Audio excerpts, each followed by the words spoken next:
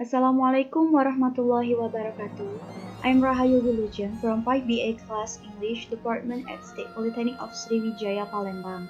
In this occasion and video, I'm going to present the 8th material about tools of data collection. Generally, there are 3 tools of data collection in research, which are the first questionnaires, second interviews, and the third observation. In this occasion, I'm going to explain to you about observation only. We start from the definition of observation. On the PowerPoint screen, we can see there are statements from Ridwan 2004.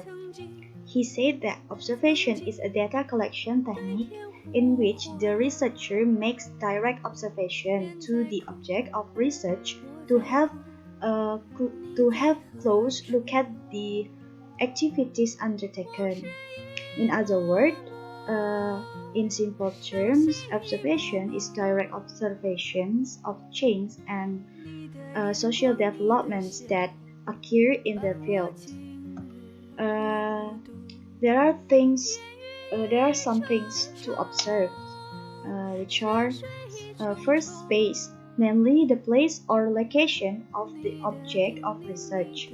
Second, actors. It is about the people involved.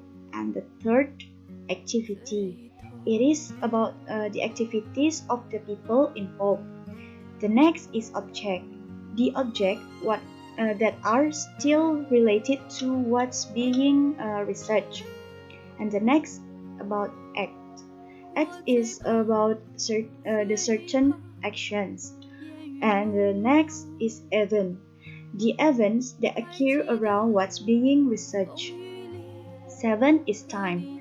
Times is about sequence of each event. And 8, it's about goal. Goal is about goal of people performing the observed actions. And the last about feel. Feel, it means the emotions felt by the actor or people.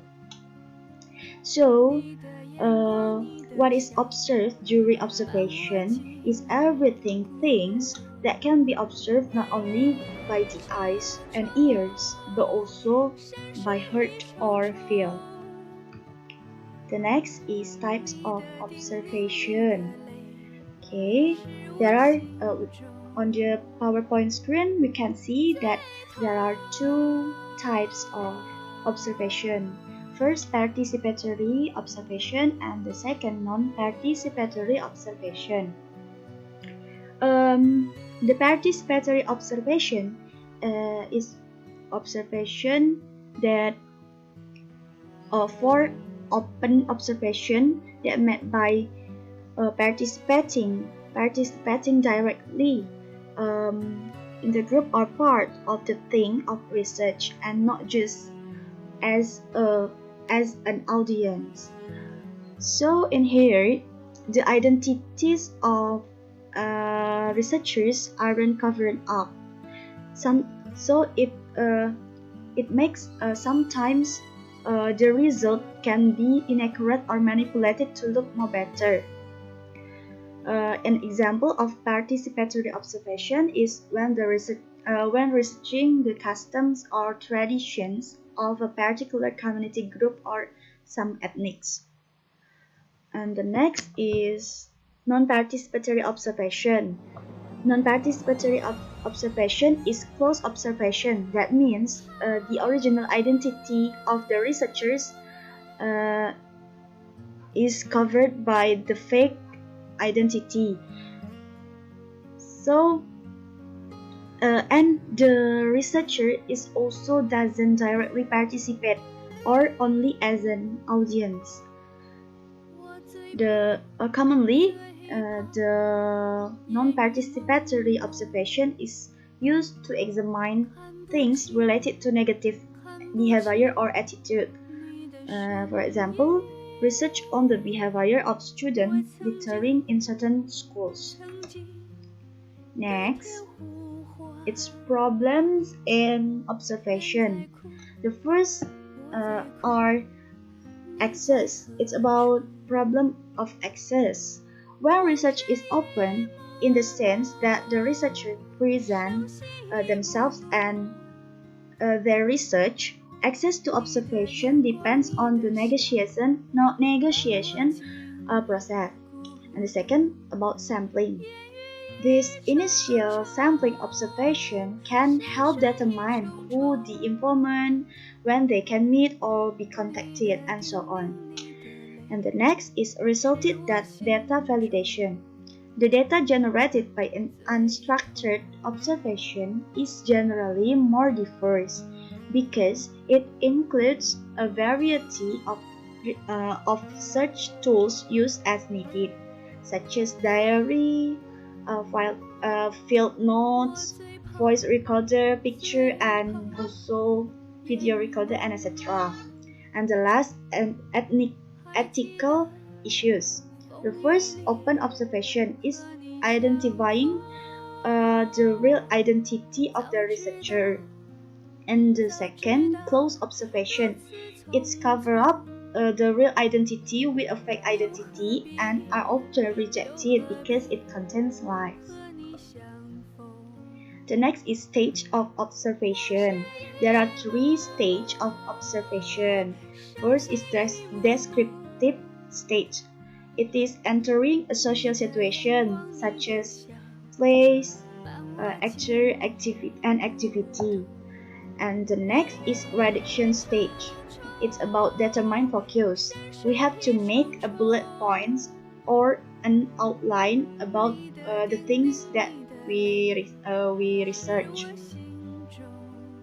And the last is selection stage. It's about outlines the focus. Besides that, we reduce the focus, and we also have to describe the selected focus more specifically. Well, the next is advantages and disadvantages of observation. There are some advantages of observation. First, doesn't depend on self-report. Second, can observe some symptoms. And last, many researchers use this method in obtaining information on important activities. And for the disadvantages of observations, there are first, the perspective and impression of each person on an object isn't necessarily the same. As a result, research results are likely not the same for everyone.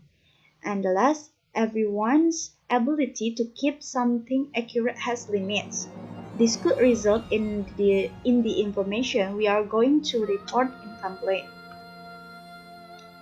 Okay, from this chapter, we can conclude that in simple terms, observation is direct observation of change and social developments that occur in the field.